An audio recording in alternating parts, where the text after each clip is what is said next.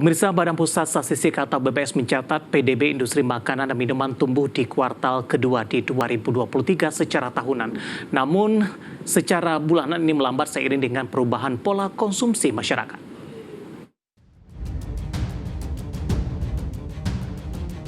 Badan Pusat Statistik mencatat produk domestik bruto atas dasar harga konstan atau ADHK dari industri makanan dan minuman sebesar Rp209,51 triliun di kuartal 2 2023. Nilai tersebut naik 4,62% dibandingkan dengan periode yang sama pada tahun sebelumnya secara tahunan sebesar Rp200,30 triliun. Meski demikian, pertumbuhan industri mamin mengalami perlambatan di kuartal 2 2023 jika dibandingkan dengan pertumbuhan di kuartal 1 2023 yang mencapai 5,33%. Gabungan Pengusaha Makanan dan Minuman Seluruh Indonesia atau GAPMI menyebutkan kondisi tersebut terjadi seiring dengan pergeseran pola pengeluaran konsumen di dalam negeri. Masyarakat kini lebih memprioritaskan belanja pengalaman seperti wisata daripada membeli makanan yang tergolong sekunder. Adapun ekspor produk mamin masih cukup baik di tengah gejolak geopolitik dunia. Melansir dari berbagai sumber, ekspor makanan olahan dan semi-olahan naik 8% secara tahunan sepanjang semester 1 2023. Ini didorong oleh ekspansi ke pasar-pasar negara berkembang seperti Timur Tengah dan Afrika Utara. Industri mamin dalam negeri juga mampu mengekspor produk ke sejumlah negara yang pasokannya terhambat seperti Malaysia, Singapura, dan Jepang. Dengan capaian di kuartal 2 2023, bagaimana peluang dan tantangan sektor makan dan minuman di semester 2 2023? Mari kita simak pembahasannya sesaat lagi.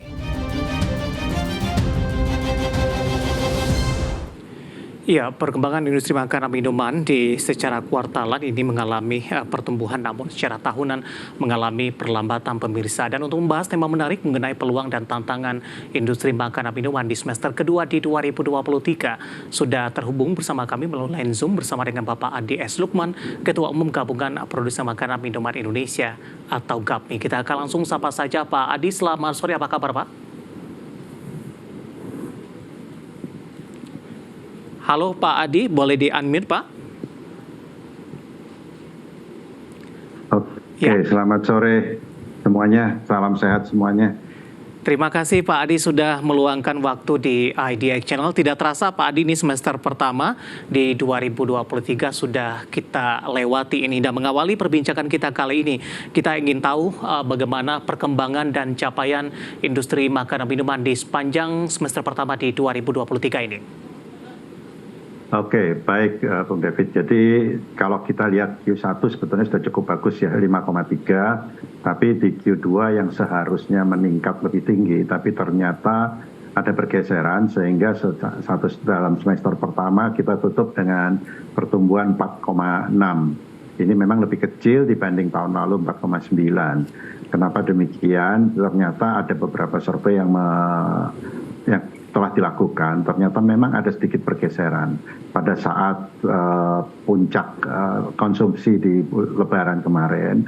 Memang masyarakat kelas menengah yang biasanya mengkonsumsinya cukup besar ya, ternyata ada perubahan dalam spending karena mereka lebih mendahulukan perjalanan, lebih mendahulukan experience dibanding mereka membeli makanan-makanan yang bersifat sekunder.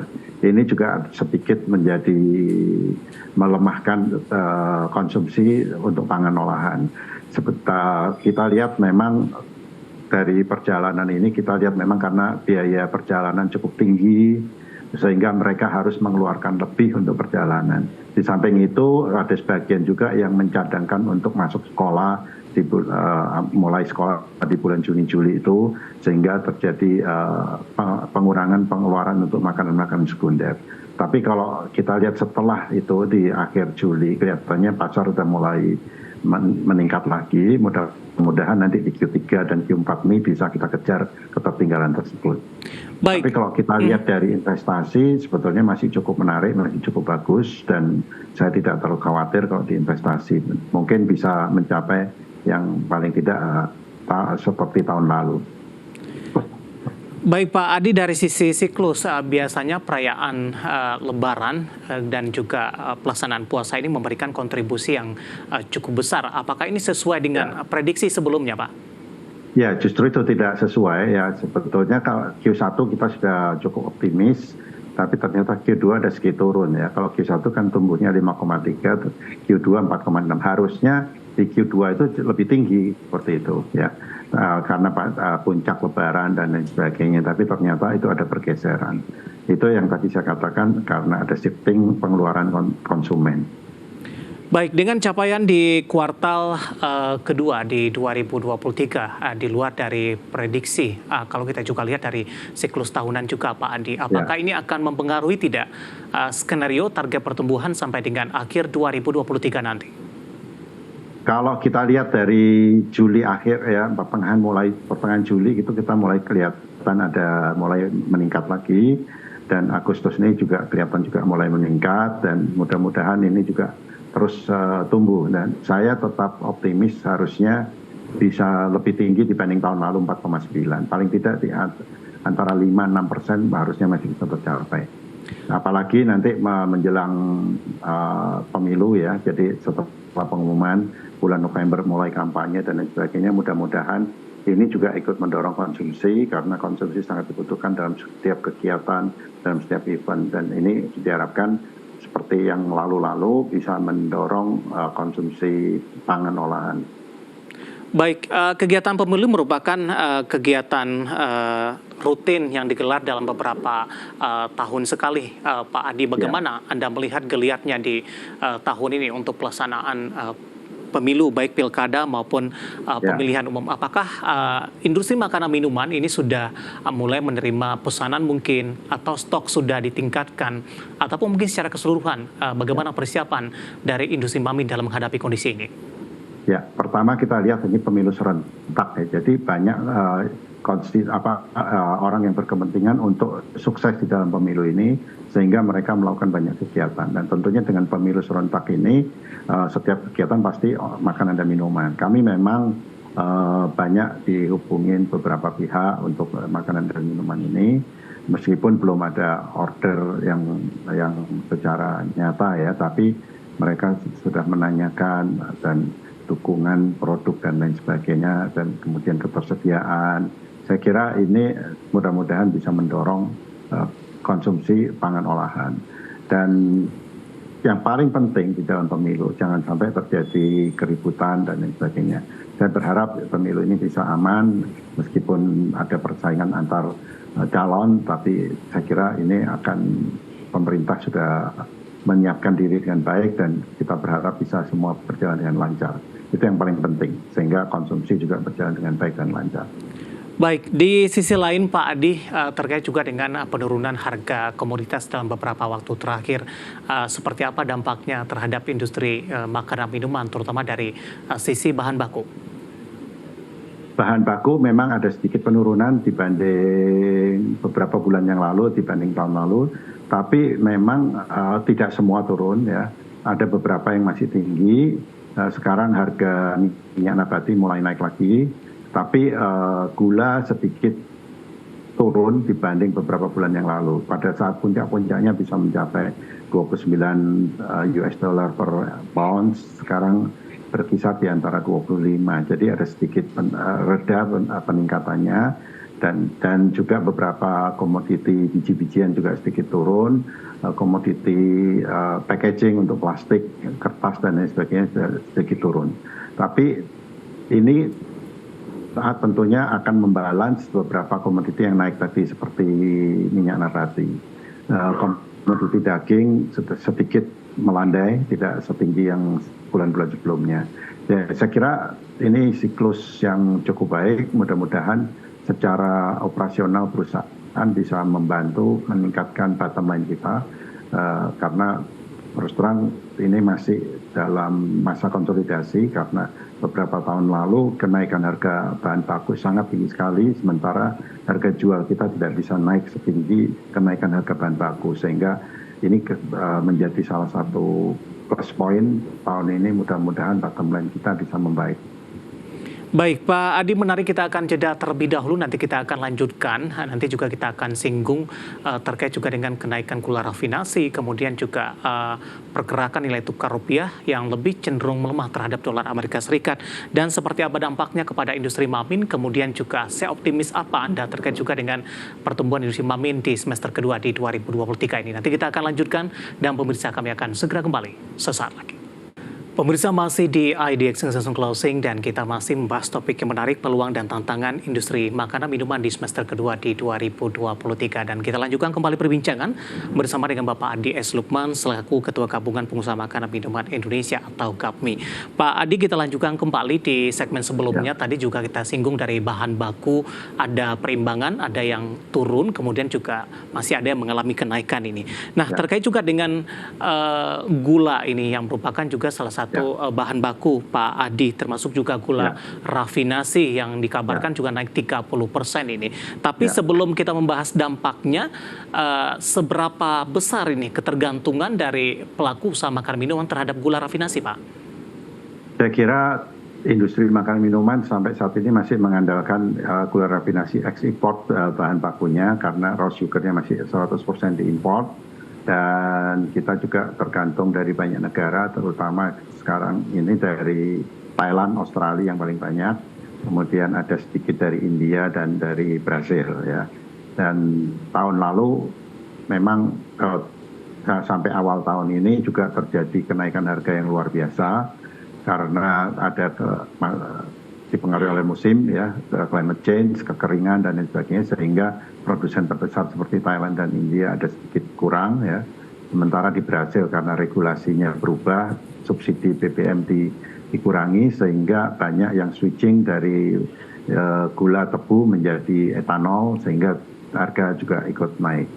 Nah, tahun ini ada sedikit informasi bahwa gula dari India juga akan dikenakan pajak ekspor yang cukup tinggi dan ini kemungkinan akan berpengaruh lagi terhadap harga gula.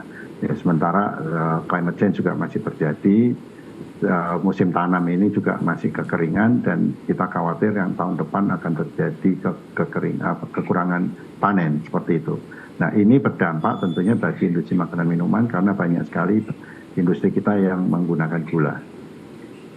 Baik, apakah memang gula rafinasi ini memang harus digunakan, sementara dari dalam negeri juga kalau gula tebu lebih diarahkan untuk konsumsi, Pak Adi? Ya benar, jadi sesuai Permen Perin, gula rafinasi ekspor bahan bakunya itu hanya diperbolehkan untuk industri. Sementara gula tebu produksi lokal, tebu lokal itu hanya diperbolehkan untuk konsumsi supaya tidak mengganggu konsumsi karena sering terjadi kekurangan gula sehingga inflasi tinggi. Karena konsumsi dalam negeri pun juga masih kurang. Hasil produksi dalam negeri hanya sekitar 2,2 juta ton, sementara kebutuhan sekitar 2,7 sampai 3 juta. Nah, inilah yang diatur oleh pemerintah. Dengan demikian, rafinasi memang saat ini harganya sedikit lebih tinggi, pabrik ya, factory, harganya sedikit lebih tinggi dibandingkan gula konsumsi dalam negeri. Biasanya gula rafinasi itu jauh lebih murah dibandingkan gula konsumsi. Tapi tahun ini ada sedikit fenomena baru bahwa gula rafinasi lebih tinggi. Dengan kenaikan dari gula rafinasi, begitu akan mempengaruhi dari biaya produksi nantinya. Apakah ini juga akan berdampak tidak, Pak, kepada sisi harga nantinya? Ya, tentunya akan berdampak ya. Tapi kita masih beruntung beberapa perusahaan besar dan menengah itu biasanya punya kontrak tahunan. Ada yang sampai akhir tahun, ada yang sampai pertengahan tahun depan. Sehingga itu kita masih bisa bertahan untuk menggunakan stok yang sudah kontrak. Nah, ini yang dilakukan. Tapi untuk perusahaan kecil, memang daya tahannya sangat rentan sekali. Kadang-kadang mereka harus beli dalam mingguan, bahkan ada yang beberapa hari harus beli. Nah, inilah yang sangat berdampak. Bagi perusahaan menengah besar, kenaikan harga itu menjadi satu proses yang cukup panjang. Karena harus diskusi dengan retail, harus diskusi dengan distributor. Sehingga biasanya kita lakukan kenaikan harga itu di akhir tahun atau awal tahun. dengan mempertimbangkan berbagai faktor termasuk bahan baku, biaya logistik, sumber daya manusia, energi, dan lain sebagainya. Sehingga saya amati memang perusahaan-perusahaan yang besar biasanya masih cukup bertahan dengan mengelola internal, apakah itu dengan substitusi, dengan inovasi, atau efisiensi, dan lain sebagainya. Tapi perusahaan-perusahaan kecil biasanya mereka langsung terdampak sehingga ada yang menaikkan harga langsung, ada yang mengurangi ukuran jualnya dan lain sebagainya seperti itu. Tapi perusahaan-perusahaan yang kecil rumah tangga itu biasanya permasalahannya terbatas dan mereka proses kenaikan harga itu sangat simpel sekali, tidak terlalu rumit seperti perusahaan-perusahaan besar yang punya jaringan yang cukup luas. Baik, untuk jangka panjang sudah ada solusi tidak Pak Adi? Dalam hal ini juga berkoordinasi dengan pemerintah. Ya, kita terus berkoordinasi dengan pemerintah, terutama kita berharap sesuai dengan PP 28 ini, pemerintah punya tanggung jawab untuk ketersediaan bahan baku bagi industri, tentunya ini menjadi salah satu dukungan pemerintah untuk ketersediaan. Dan kita juga harus antisipasi sekarang dengan neraca komoditas, pemerintah harus secepatnya memutuskan untuk tahun depan sehingga dunia usaha lebih leluasa untuk mencari sumber-sumber yang lain. Di samping itu kita juga terus berinovasi mencari alternatif substitusi, apakah gula tebu yang saat ini dipakai bisa digantikan dengan sumber-sumber pemanis yang lainnya, ada yang natural, ada yang sintetik dan lain sebagainya. Ini yang kita terus lakukan. Dan kita juga tidak berharap dengan kenaikan harga gula yang terus tinggi ini, pemerintah yang ada wacana mengenakan cukai di pemanis atau di minuman-minuman berpemanis dan mengandung gula, ini ada wacana untuk kenakan cukai. Pemerintah harus mempertimbangkan karena itu bukan cara yang tepat untuk mengendalikan PTM. Jadi kita berharap koordinasi ini terus kita lakukan sehingga kita bisa saling menjaga kepentingan pemerintah dan kepentingan dunia usaha. Baik Pak Adi, dengan bahan baku tadi Anda katakan ada beberapa item tertentu yang 100% ini masih impor.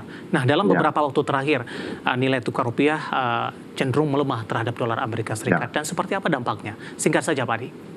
Ya, ini tentu akan berdampak terhadap kenaikan biaya produksi, baik untuk energi, untuk bahan baku ya. Tapi beberapa perusahaan yang punya ekspor, tentunya ini akan menjadi satu keuntungan. Sehingga ada perusahaan yang punya portofolio cukup bagus, seimbang antara ekspor-importnya masih bisa dikendalikan. Tapi bagi perusahaan yang 100% lokal, kemudian bahan bakunya banyak yang impor, tentunya dampaknya luar biasa.